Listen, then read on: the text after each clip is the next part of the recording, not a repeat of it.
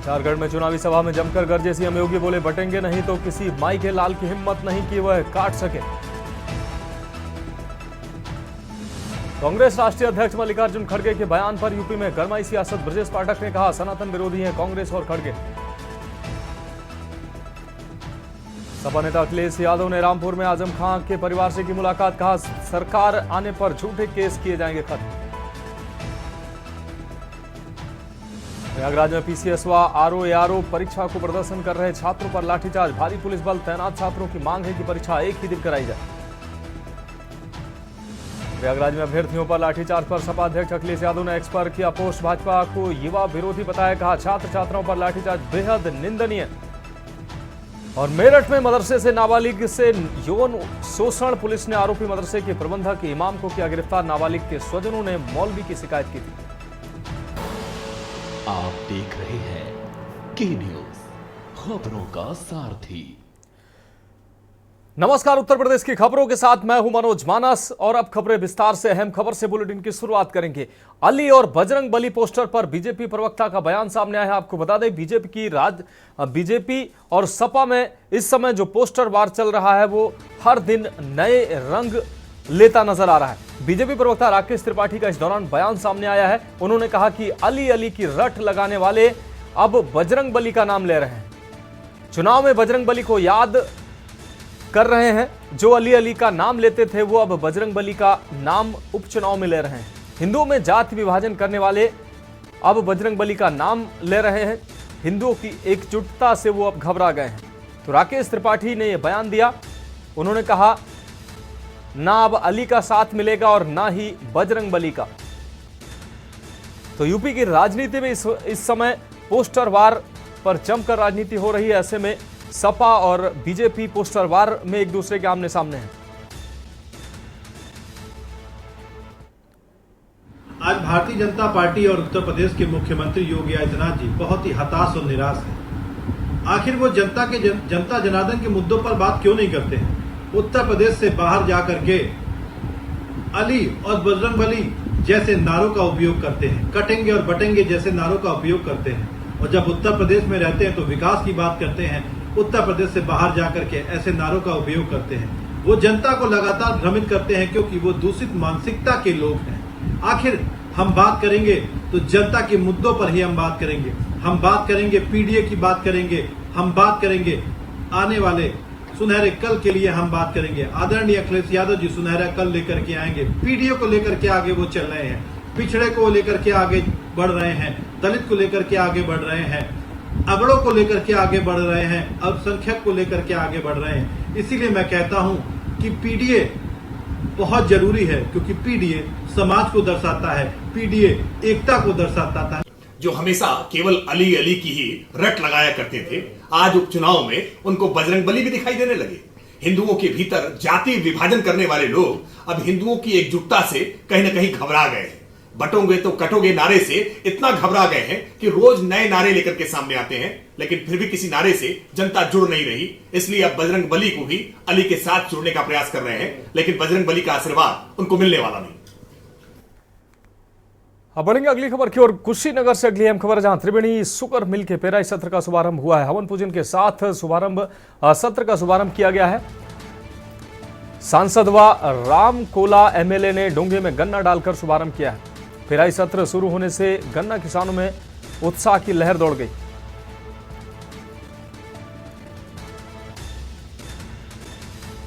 तो यह अहम खबर आपको दिखा रहे, पेराई सत्र शुरू होने से किसानों में उत्साह देखने को मिला। आपको बता दें, कुशीनगर से अहम खबर आपको दिखा रहे हैं। त्रिवेणी शुगर मिल के पेराई सत्र का शुभारंभ हुआ है। सांसद और विधायक ने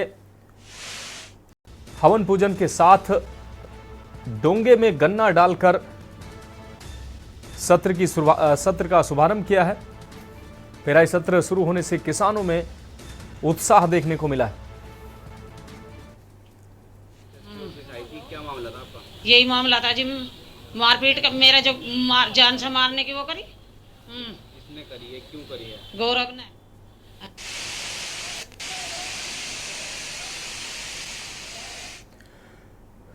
अब बढ़ेंगे अगली खबर की ओर। मेरठ से अगली अहम खबर, जहां घर में सो रही वृद्धा की हत्या का प्रयास किया गया है। पड़ोसी युवक ने रंजिशन दिया है घटना को अंजाम। वृद्धा के पुश्तैनी मकान पर कब्जा करना चाहता है आरोपी।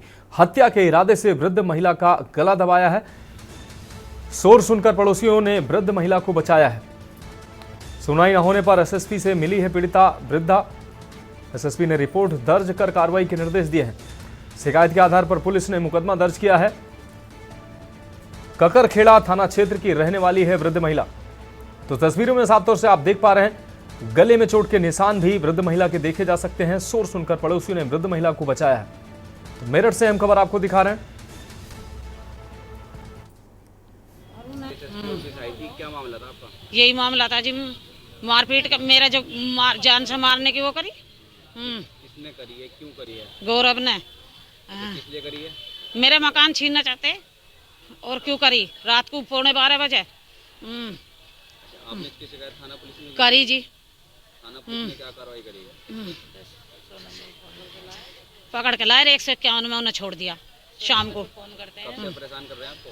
मुझे तो जी 8-7 महीने हो गए, 8-9 महीने हो गए परेशान कर रहे। क्या क्या अब बढ़ेंगे अगली खबर की ओर। हमीरपुर से अगली खबर, जहां सड़क हादसे में आधा दर्जन स्कूली बच्चे घायल हुए हैं। ई रिक्शा सवार होकर स्कूल से घर वापस लौट रहे थे बच्चे।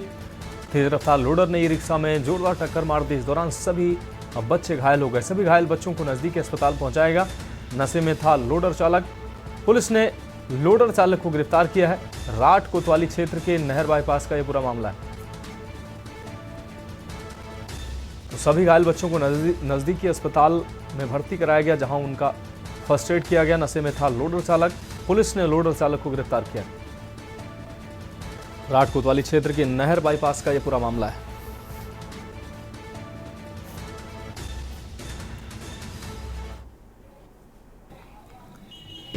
हम स्कूल से आ रहे थे बाईपास से, तो एक पिकअप ने ठोक दिया। किस चीज से आ रहे थे आप लोग? रिक्शे से। रिक्शे में आ रहे थे? किसने टक्कर मारी है? एक पिकअप वाले ने। पिकअप ने? हाँ। आगे से पीछे से? पीछे से। पीछे से। कितने लोग घायल हो गए हैं? हम और भाई हुआ मेरा।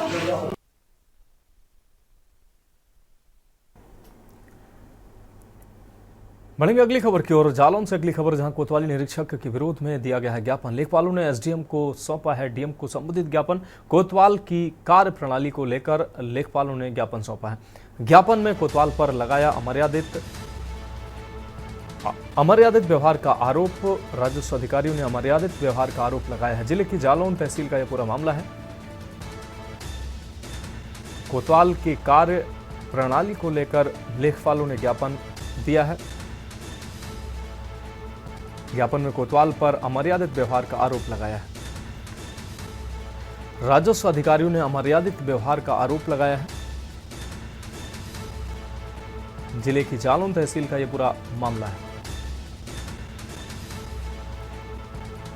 कोतवाल को की कार्य प्रणाली को लेकर लेखपालों में नाराजगी देखने को मिली, जिसको लेकर उन्होंने ज्ञापन दिया है। ज्ञापन में कोतवाल पर लगाया अमर्यादित व्यवहार का आरोप।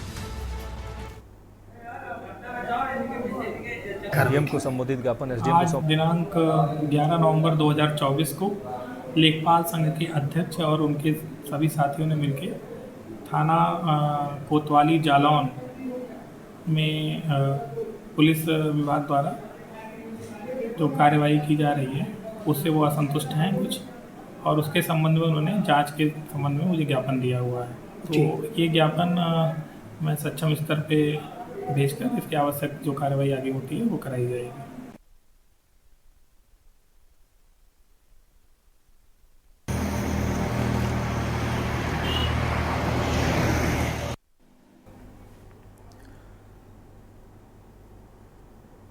अब रुक करेंगे अगली खबर का सहारनपुर से अगली खबर, जहां अधिवक्ताओं की पिटाई के विरोध में हाईवे जाम किया गया। भेड़ बार एसोसिएशन से जुड़े अधिवक्ताओं ने लगाया है जाम। दिल्ली यमुनोत्री हाईवे पर अधिवक्ताओं ने जाम लगाया है। गाजियाबाद में वकीलों की पिटाई के विरोध में हाईवे जाम किया गया है। लाठी चार्ज करने वाले पुलिसकर्मियों पर कार्रवाई की मांग की गई। बेहट तहसील के अधिवक्ताओं ने जाम लगाकर विरोध जताया है।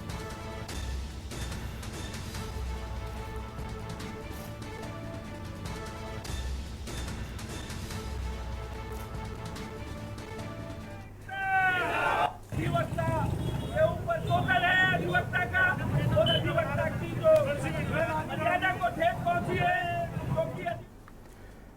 रुक करेंगे अगली खबर का उन्नाव से। अगली खबर जहां पुलिस ने मवेशियों से भरी गाड़ी पकड़ी है। पिकअप में भूसे की तरह मवेशियों को भरकर ले जाया जा रहा था।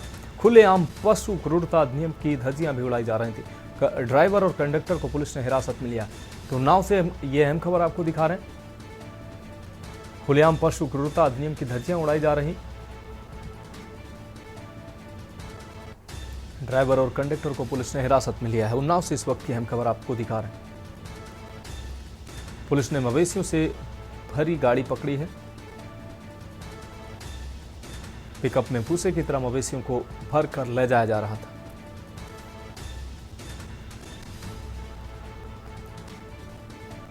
तो नाव से हम खबर खुलेआम पशु क्रूरता अधिनियम की धज्जियां उड़ाई जा रही हैं। इस दौरान पुलिस ने ड्राइवर और कंडक्टर को हिरासत में लिया है।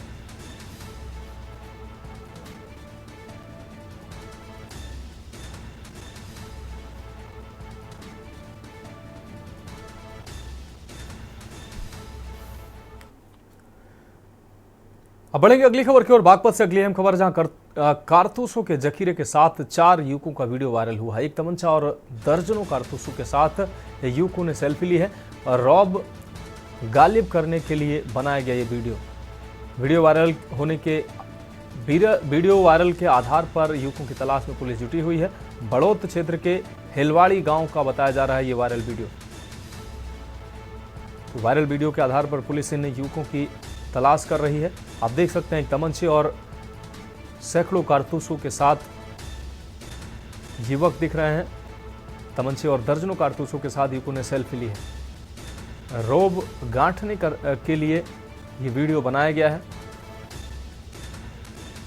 वायरल वीडियो के आधार पर युवकों की तलाश में पुलिस जुटी हुई है। तो बागपत से अहम खबर, कारतूसों के जखीरे के साथ युवकों का वीडियो वायरल हुआ है।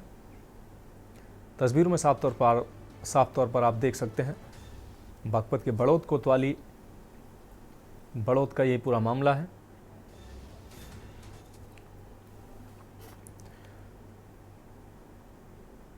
बढ़ेंगे अगली खबर की ओर। प्रयागराज से अगली खबर, जहां छात्रों के प्रदर्शन पर अखिलेश यादव का बयान सामने आया है। ये जो लाठी चला रहे हैं आपको बता दें, ये जिन पर लाठी चला रहे हैं, जैसी सेवा कर रहे हो आप, वैसी ही सेवा आपको भी कभी मिलेगी। अखिलेश यादव ने यह बयान दिया।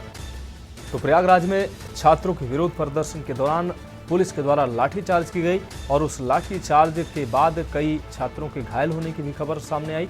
और इस घटना के बाद सपा प्रमुख अखिलेश यादव ने साफ तौर पर सरकार पर निशाना साधा और उन्होंने कहा कि जिस तरीके से ये लाठी आप भांज रहे हैं, ये लाठी आप चला रहे हैं, इसका आपको जवाब मिलेगा।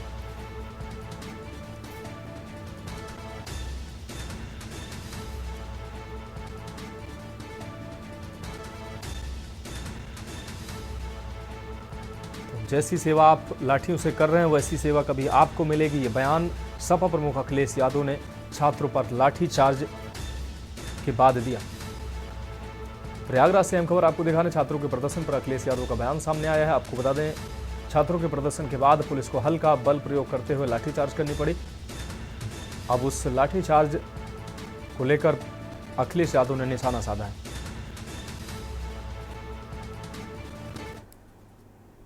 बढ़ेंगे अगली खबर की ओर। लखनऊ से अगली खबर, जहां एडीजी लॉ एंड ऑर्डर और एसटीएफ चीफ अमिताभ यस का बयान सामने आया है। मुंबई में बाबा सिद्दीकी हत्याकांड में गिरफ्तारी हुई है। यूपी एसटीएफ और मुंबई क्राइम ब्रांच ने गिरफ्तारी की है। मुख्य शूटर समेत 5 लोगों को गिरफ्तार किया गया है। मुख्य शूटर शिवा गौतम समेत 5 लोग गिरफ्तार किए गए हैं। ये नेपाल भागने की फिराक में थे।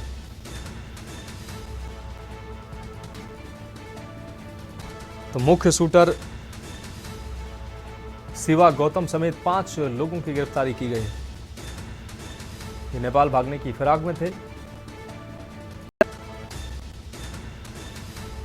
यूपी एसटीएफ और मुंबई क्राइम ब्रांच ने गिरफ्तारी की है। बाबा सिद्दीकी के हत्या के आरोपियों को गिरफ्तार किया गया है। मुख्य शूटर समेत 5 लोगों को गिरफ्तार किया गया है। एडीजी लॉ एंड ऑर्डर और एसटीएफ चीफ अमिताभ यस ने यह जानकारी दी है। मुंबई में बाबा सिद्दीकी हत्याकांड मामले से जुड़ी अहम खबर, मुख्य आरोपी सहित 5 लोग गिरफ्तार किए गए। यूपी एसटीएफ और मुंबई क्राइम ब्रांच ने यह गिरफ्तारी की है।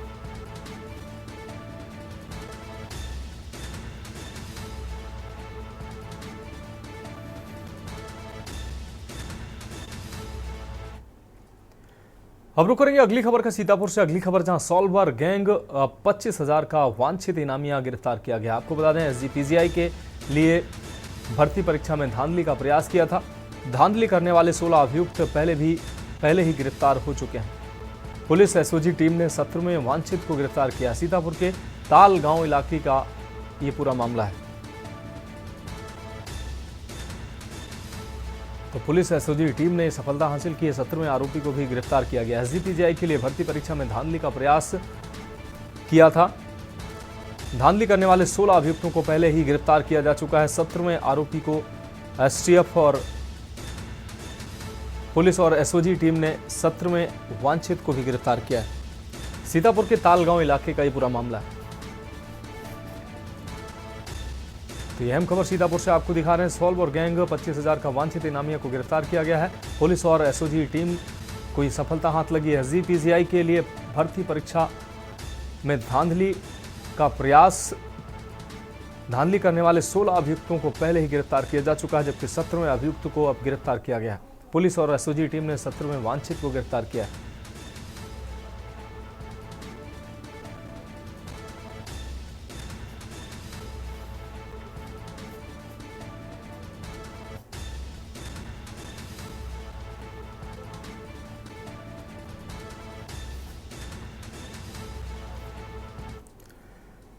तो फिलहाल खबरों में वक्त एक ब्रेक का, जल्द हाजिर होंगे। आप देख रहे हैं के न्यूज, खबरों का सारथी। खबर ब्रेक के बाद एक बार फिर से उत्तर प्रदेश की खबरों में आपका स्वागत है। रुक करेंगे अगली खबर का। रायबरेली से अगली खबर, जहां करोड़ों की वक्फ संपत्ति के बंदर बांट का मामला सामने आया है। शिकायत के बाद मामले में जांच शुरू की गई है। उप जिलाधिकारी सलोन को सौंपी गई है जांच। आलोक कश्यप ने की थी लिखित शिकायत। वक्फ संख्या 1084 के संबंध में की गई थी शिकायत। अल्पसंख्यक कल्याण अधिकारी ने एसडीएम को दी जांच। सलोन तहसील क्षेत्र के नसीराबाद का यह पूरा मामला है।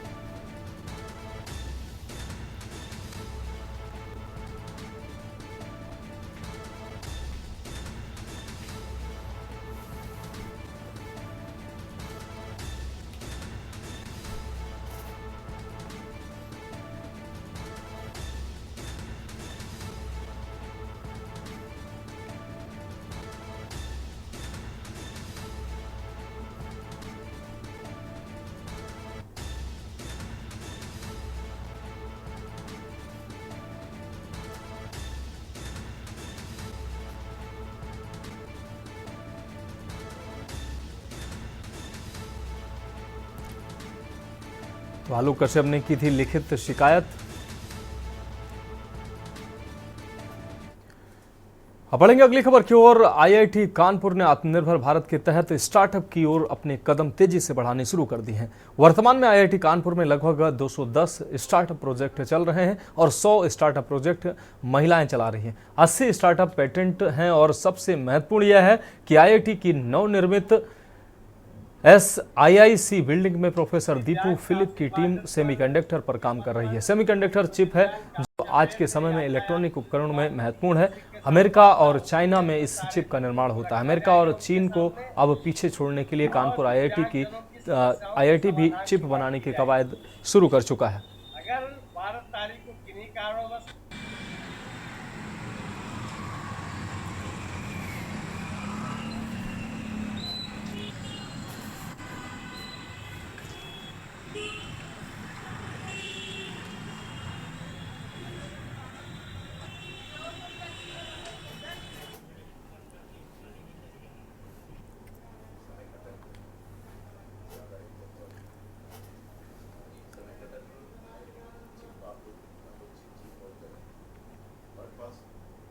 सेमीकंडक्टर इंडस्ट्री में 100 रुपया है तो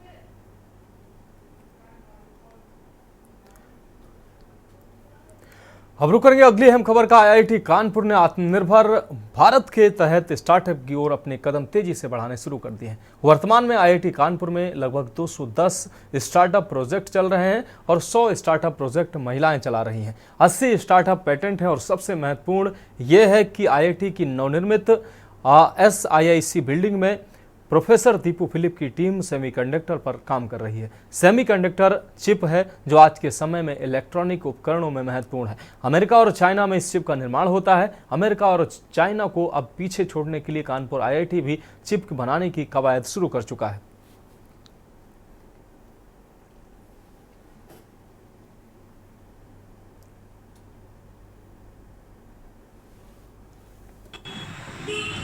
बहुत trust government, UP government specifically, हर गवर्नमेंट करते हैं, गुजरात भी करते हैं, यूपी भी करते हैं, कर्नाटका भी करते हैं। इन सेमीकंडक्टर में हम लोगों का आगे बनने का, इंडिया का कैपेसिटी बने, बिकॉज बहुत सारा चिप टेक्नोलॉजी और सर्क्यूटरी सब बाहर से आता है हमारा।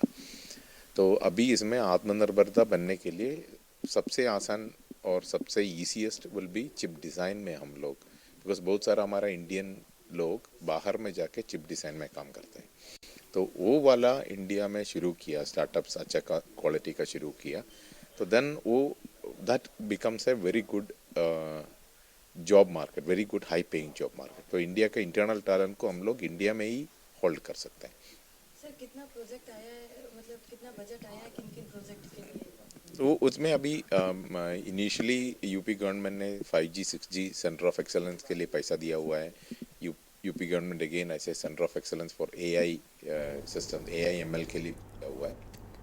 अब बढ़ेंगे अगली खबर की ओर। कानपुर राष्ट्रीय दिव्यांग पार्टी की बैठक शास्त्री नगर बड़ा सेंटर पार्क बगिया गेट नंबर 4 में संपन्न हुई। बैठक में दिव्यांग महागठबंधन को मजबूत करने के लिए उत्तर प्रदेश के दिव्यांग संगठनों को एक मंच पर लाने की पहल की गई। उत्तर प्रदेश में दिव्यांगजन के अधिकारों की लड़ाई दिव्यांग महागठबंधन लड़ेगा। महागठबंधन लेखपाल पद पर चयनित दिव्यांगों को नियुक्ति दिलाने, यातायात पुलिस विभाग में दिव्यांग ट्रैफिक वार्डनों को सेवा में रखने, दिव्यांगजनों के नौकरी, रोजगार, स्वास्थ्य, शिक्षा, सुरक्षा की 100% गारंटी के लिए सरकार पर दबाव बनाएगा। ज्ञात हो कि लेखपाल पद पर दिव्यांग कोटे के अंतर्गत चयनित OH श्रेणी के दिव्यांगजन को राजस्व परिषद यह कहकर नियुक्ति पत्र नहीं दे रहा है। दिव्यांग पार्टी की बैठक हुई है। बैठक में सभी दिव्यांग संगठनों से अपील की गई है कि वो दिव्यांग महागठबंधन का हिस्सा बने। जो लोग शामिल हैं वो अपना सहयोग बढ़ाएं और जो नहीं शामिल है दिव्यांग महागठबंधन में, वो उसमें शामिल हो करके दिव्यांगजनों की ताकत बने। 11 महीने से इको गार्डन लखनऊ में लेखपाल पद पर चयनित दिव्यांगजन आंदोलन कर रहे हैं। कोई ऐसा अधिकारी नहीं है, कोई ऐसा नेता नहीं है जिसको मेमोरेंडम नहीं दिया गया। सबको ज्ञापन के माध्यम से समस्या बताई गई। भ्रष्टाचार हुआ है, दिव्यांगजनों के साथ अन्याय हुआ है। नियुक्ति पत्र देने की बजाय वो अक्षम बता करके उनको बाहर कर रहे हैं, जबकि जनरल श्रेणी में जो दिव्यांग चयनित हुए हैं OH श्रेणी के, उनको उन्होंने नियुक्ति पद दे दिया है। बढ़ेंगे अगली खबर की ओर। बांदा में एक बार फिर हिंदू मुस्लिम भाईचारे पर तलवार खींचती नजर आ रही है। इसी परिप्रेक्ष्य में विश्व हिंदू परिषद के जिला अध्यक्ष सहित लगभग आधा सैकड़ा लोगों ने जिलाधिकारी बांदा कार्यालय पहुंचकर जय श्री राम के नारे लगाते हुए मुख्यमंत्री के नाम ज्ञापन सौंपा। प्रशासन ने निर्णय नहीं लिया तो मस्जिद को खुद तोड़ेगा विश्व हिंदू परिषद, ये बात इन लोगों के द्वारा कही गई।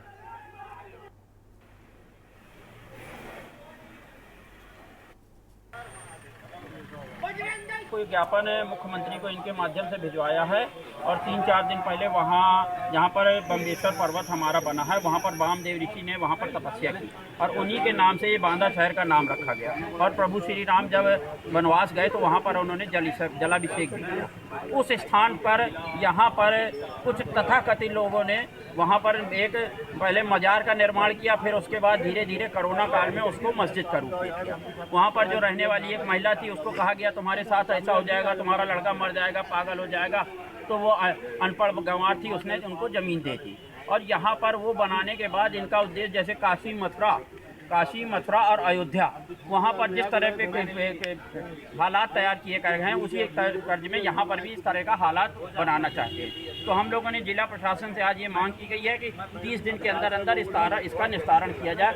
मस्जिद का निर्माण सिर्फ नंबर 1 की जमीन हो सकता है, कोई दान दे दे या तो हम लिखा पढ़ी रजिस्ट्री के साथ खरीदे, वही मस्जिद बन खड़ी की या कब्जा वाली जमीन नहीं होगी। यहाँ पर जो बाम्बेश्वर पहाड़ में लोग ऊपर मस्जिद बना करके कब्जा कर रहे हैं, इस पर क्या कहेंगे? ये कितना जायज़ है? नहीं, सरकारी जमीन है, उसे नहीं जायज है। ये किसी तरीके से जायज़ कही जा सकती है? नहीं की जा सकती। हम इस समय खड़े हैं कलेक्ट्रेट परिसर पर, पीछे कलेक्टर का कार्यालय है और अभी यहाँ पर विश्व हिंदू परिषद के कार्यकर्ताओं ने, यहाँ के पदाधिकारियों ने नारेबाजी करते हुए जिला अधिकारी बांदा को एक ज्ञापन दिया है। मैं आपको बता दूं कि बांदा अपने आप में एक पौराणिक ही नहीं, बहुत ही प्राचीन काल से, द्वापर और त्रेता से भी अपने आप में एक ऐतिहासिक महत्व को रखता रहा है।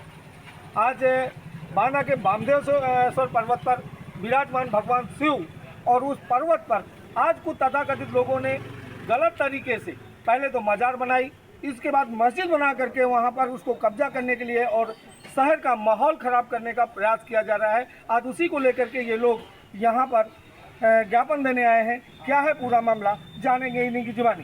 क्या है सर नाम आपका? मेरा नाम अशोक उमर, विभाग अध्यक्ष चित्तूर मंडल। क्या है मामला? है मस्जिद ये मामला बाम्बेश्वर पर्वत में हमारे कुछ अराजक तत्वों ने एक चदरा बिछा के और हरा रंग पोत के एक मस्जिद का निर्माण कर लिया धीरे धीरे कोरोना काल में। उसके बारे में हम लोग 3-4 बार ज्ञापन दे चुके हैं, 4 बार 5 बार जांचें हो चुकी हैं, पर वो ढाक के 3 पात वहीं का वहीं मामला पड़ा हुआ। क्योंकि हम लोग चाहते हैं कि किसी प्रकार का हम लोगों के ऊपर आक्षेप न लगे, इसलिए प्रशासन से बार बार यही मांग कर रहे हैं कि आप अपने स्तर में इसको देखें, यदि अवैध है तो उसको गिराएं। हम जबरदस्ती नहीं कहते कि इसी बांधे भर में मस्जिदें बनी, किसी के खिलाफ आवाज़ नहीं उठाई, परंतु 30 दिन का समय दिया है कि ये अवैध है, न इनके पास कोई कागज है, न कोई इनके पास जो है किसी प्रकार के। क्या वो जमीन पहाड़ की जमीन, क्या कोई भूमदरी है क्या? नहीं, नाम जो जमीन है ये ठाकुर परिवारों के जो है जमीन है, लड़ाका पर्व, भवानी पर्व में के अंतर्गत ये जमीन आती है, इसलिए उसको किसी प्रकार की रजिस्ट्री और किसी प्रकार की हो तो लामे सामने वो पक्ष आवे। 2009 में एक नया कानून अमेंडमेंट में आया था जिसमें कहा गया था कि 2009 में के बाद जितने भी धार्मिक स्थल अवैध तरीके से बनाए जा रहे हैं, प्रशासन जब चाहे उनको ढा सकता है या उस पर कार्रवाई कर सकता है। लेकिन इसके बाद भी अभी तक लगातार इनका तीसरी बार ज्ञापन है और इसके बाद भी अभी तक जिला प्रशासन ने कोई ठोस निर्णय नहीं लिया है। हालांकि इन्होंने अभी 30 दिन का अल्टीमेटम दिया है, अब आगे क्या होगा ये 30 दिन बाद ही पता चलेगा। बांदा से ग्राउंड जीरो से भगत सिंह, के न्यूज़ के लिए। बढ़ेंगे अगली खबर की ओर। उन्नाव के सदर कोतवाली क्षेत्र में अधिवक्ता सैयद कैमुल हसन जैदी के घर गन पॉइंट पर लूट के मामले में पुलिस ने बड़ी कार्रवाई की है। जेर खिड़की मोहल्ले में रविवार को क्लाइंट बनकर पहुंचे 3 बदमाशों ने अधिवक्ता के घर में तमंचे के बल पर लूटपाट की थी, जिसके बाद से पुलिस मामले की तफ्तीश कर रही थी। पुलिस अधीक्षक दीपक भुक्कर के निर्देश पर लूट का खुलासा करने के लिए 5 टीमों का गठन किया गया था। 24 घंटे के भीतर पुलिस की सक्रियता और सतर्कता ने इन बदमाशों को पकड़ने में कामयाबी पाई है। मुठभेड़ उन्नाव के रघुनाथ खेड़ा के जंगलों में हुई, जिसमें पुलिस और एसओजी टीम की जवाबी कार्रवाई में तीनों बदमाशों के पैरों में गोली लगी है। बदमाशों को पकड़ने के बाद पुलिस ने उनसे तमंचा, नकदी और लूटे हुए जेवरात बरामद किए हैं। फिलहाल घायल बदमाशों का इलाज जिला अस्पताल में चल रहा है। पुलिस के मुताबिक बदमाशों ने गिरफ्तारी से बचने के लिए पुलिस पर हमला करने का प्रयास किया, लेकिन पुलिस की मुस्तैदी से उन्हें गिरफ्तार कर लिया गया।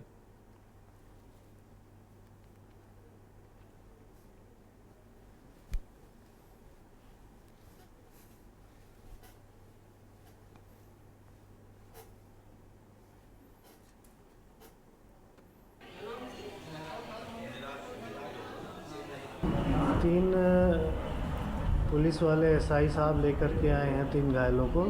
तीनों के पैर में, बाएं पैर में तीनों के चोट लगी हुई है। 2-2 घाव हैं तीनों पैरों में।